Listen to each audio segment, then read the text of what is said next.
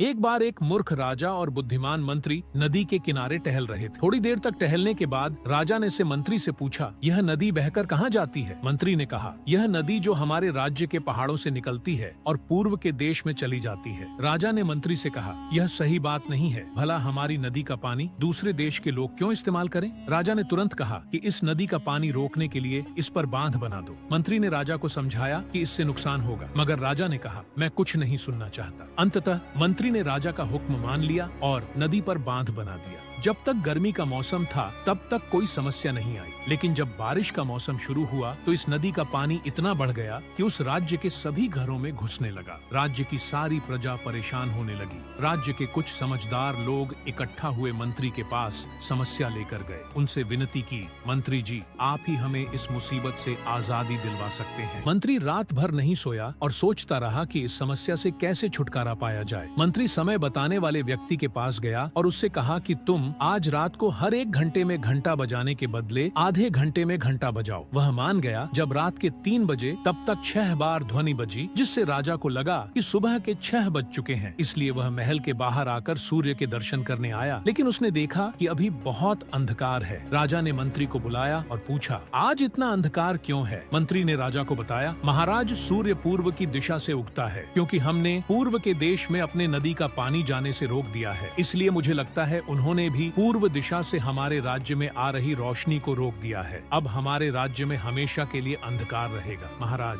यदि हम नदी का पानी उन तक जाने दें तो वह भी सूरज की रोशनी हम तक आने देंगे। राजा ने तुरंत मंत्री को कहा, बांध तोड़ दो। बांध टूटने तक सुबह हो गई और सूरज आसमान में निकल आया। राज्य के सभी लोगों ने मंत्री को धन्यवाद और आशीर्वाद दिया। राजा के शयन कक्ष में सफाई करते समय सेवक से उनका प्रिय फूलदान गलती से टूट गया। डर के मारे उसने चुपचाप टुकड़े समेटे और बाहर फेंक दिए। जब राजा ने फूलदान नहीं देखा तो सेवक को बुलाकर उससे पूछा। घबराकर सेवक ने झूठ कह दिया, महाराज, मैं उसे साफ करने के लिए घर ले गया हूँ। राजा ने तुरंत फूलदान लाने का आदेश दे दिया। सेवक ज्यादा डर गया और उसने राजा को सच बता दिया और माफी मांगी। राजा ने कहा, तुम्हारी भूल के लिए मैं क्षमा कर सकता था, पर झूठ नहीं बोलना चाहिए। तुम्हें झूठ बोलने के लिए फांसी की सजा मिलेगी। सेवक गिड़गिड़ाया, पर राजा अडिग रहा। अगले दिन दरबार में राजा ने दरबारियों से पूछा, क्या आप में से किसी ने कभी झूठ बोला है? सबने एक स्वर में मना कर दिया। तब राजा ने अपने मुख्यमंत्री से पूछा, जिसने ईमानदारी से उत्तर दिया, महाराज, हर इंसान कभी न कभी झूठ बोलता है। मुख्यमंत्री की बात सुनकर राजा गुस्सा हो गए। मंत्री को अपने दरबार से निकाल दिया। मुख्यमंत्री दरबार से चला गया और उस सेवक को सजा से बचाने की तरकीब सोचने लगा। अगले दिन मंत्री राजा के पास गया और बोला, कल शाम घर जाते समय रास्ते में एक सिद्ध महात्मा मिले।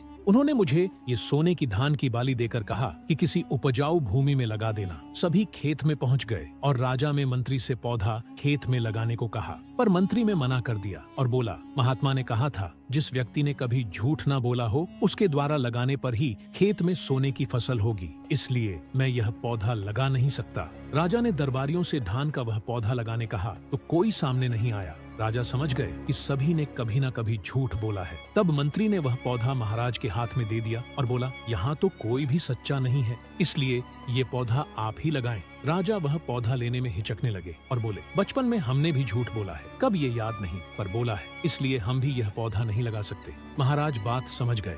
झूठ से किसी का बुरा ना हो, वह झूठ झूठ नहीं है। राजा ने मंत्री को वापस दरबार में स्थान दे दिया और सेवक की फांसी की सजा माफ कर दी। एक राजा ने घोषणा करवाई कि जो भी उसे ऐसी 3 बातें बताएगा जो राजा नहीं जानते हैं, राजा उसे अपना आधा राज्य दे देंगे, लेकिन अगर राजा वह बातें पहले से जानते होंगे तो उसे मृत्यु दंड मिलेगा। एक बुद्धिमान चतुर युवक राजा के दरबार में आया और उसने चैलेंज स्वीकार किया, पर उसने एक शर्त रखी। युवक बोला, मैं 3 दिन में वो 3 बातें बताऊंगा, एक दिन में एक बात। युवक ने पहली बात बताई, हे राजन, आपके ज्ञान में आपके राज्य की जनसंख्या कितनी है? राजा बोले, मेरे राज्य में कुल 5,23,937 लोग हैं। युवक बोला, ये गलत है। यहाँ आने के पहले पास के गांव के बुजुर्ग मनोहर काका का स्वर्गवास हो गया और आज ही 3 नवजात शिशु का भी जन्म हुआ है। क्योंकि जीवित और मृत का आकद्धा तो प्रतिदिन बदलता रहता है, इसलिए हे राजन, आप सही आंकड़ा नहीं जानते थे। अगले दिन फिर युवक सभा में आया। उसके चेहरे पर आत्मविश्वास देखकर राजा को घबराहट हुई। युवक बोला, आप इस विशाल राज सिंहासन पर विराजमान हैं। क्या आप जानते हैं इस सिंहासन के 4 पैर न होकर 5 पैर क्यों है? राजा बोले, सिंहासन को मजबूती प्रदान करने के लिए। युवक बोला, नहीं महाराज, आपके दादा पुष्करनाथ महाराज ने करीब 50 सालों तक इस राज्य पर राज किया। उनके 50 साल पर यह सिंहासन उन्हें उस समय पुरस्कार स्वरूप मिला था। यह यह 5 पैर उनके मजबूत 50 साल के लिए थे, हर एक पैर 10 साल के लिए। अगले दिन वो युवक फिर राज्यसभा में आया तो राजा उसको देखकर बोले, मुझे पता चल गया कि तुम कल सच बोल रहे थे, क्योंकि यह सिंहासन तुम्हारे दादा ने बनाया था और मेरे दादा को दिया था। युवक बोला, जब मेरे दादाजी ने यह सिंहासन आपके दादा को दिया था तब उन्होंने प्रसन्न होकर उन्हें 200 एकड़ जमीन और 500 सोने की मुद्रा भेंट देने की घोषणा की थी। लेकिन उसके कुछ दिन बाद ही आपके दादाजी का स्वर्गवास हो गया था। प्रतीक्षा में पहले मेरे दादाजी गए, फिर मेरे पिता। जब आपने यह घोषणा करवाई कि आप सब जानते हैं तो मुझे लगा कि यही सही अवसर है मेरे पुरस्कार लेने का। महाराज गर्ववश दुविधा में फंस गए कि अब आधा राज्य दे या अपने पूर्वजों का वचन पूरा करे। एक आदमी की मौत होने वाली थी। यमराज बड़ा लंबा सफर कर उसके पास पहुँचे। यमराज लंबे सफर की वजह से काफी थक गए और सबसे पहले उस आदमी के पास उन्होंने पीने के लिए पानी मांगा। ये जानते हुए भी कि यमराज उसकी जान लेने आए हैं, उस आदमी ने ठंडा पानी लाकर यमराज को पिलाया। यमराज ने खुश होकर उस आदमी से कहा, हालांकि मैं तुम्हारी जान निकालने आया हूँ, लेकिन तुमने जो मुझे पानी पिलाया है इस वजह से मैं तुमसे खुश हूँ और अपने उसूलों के खिलाफ जाकर तुम्हें मैं अपनी ये पेन और पुस्तक 5 मिनट के लिए देता हूँ। इसमें तुम जो भी लिखोगे वो सच हो जाएगा। आदमी काफी खुश हो गया। वचन के मुताबिक यमराज ने उसे पेन और पुस्तक दे दिया और 5 मिनट का समय गिनना शुरू कर दिया। आदमी ने पुस्तक को पकड़ा और उसका पहला पन्ना खोला तो उसमें उसके दोस्त का नाम लिखा हुआ था। उसको अपने दोस्त के जीवन में क्या घटित होने वाला है उसकी जिज्ञासा हुई और उसने उस पन्ने को पढ़ा तो उसमें लिखा हुआ था कि उसके दोस्त को जल्द ही 3 करोड़ की लॉटरी लगने वाली है। ये पढ़ने की देर थी और उसके मन में अपने दोस्त के प्रति ईर्ष्या जागृत हो। उसने उस पन्ने पर लिखा, ऐसा न हो। दूसरा पन्ना पलटा तो उसके एक पड़ोसी का नाम लिखा था। उसको अपने पॉलिटिकल कैरियर में सफलता मिलने वाली थी। उस आदमी का अपने उस पड़ोसी से अच्छा व्यवहार नहीं था, इसलिए उसने उसके पन्ने पर भी लिख दिया कि ऐसा न हो। अगला पन्ना पलटने पर उसके एक रिश्तेदार का नाम आया जिसके बारे में लिखा था कि वो 1 हफ्ते में नई कार खरीदेगा। आदमी ने उसके पन्ने पर लिख दिया, ऐसा न हो। अब अगला पन्ना पलटने पर उसका खुद का नाम आया। इससे पहले कि वो आदमी उसे पढ़ पाता और अपनी किस्मत बदलने के लिए कुछ लिख पाता, यमराज ने उसके हाथ से किताब और पेन छीन ली। यमराज ने उसे कहा कि बस आपके 5 मिनट खत्म हुए। आदमी यमराज के आगे काफी गिड़गिड़ाया और मिन्नतें की कि यमराज उसे 1 मिनट का समय और दे दे ताकि वो अपने नाम वाले पन्ने पर कुछ लिख पाए, पर यमराज ने उसकी एक भी नहीं सुनी। यमराज ने उस आदमी के प्राण निकाले और यमलोक चला गया। ये कहानी हमें सिखाती है कि अगर आप दूसरों का बुरा सोचोगे तो आपका भला नहीं हो सकता।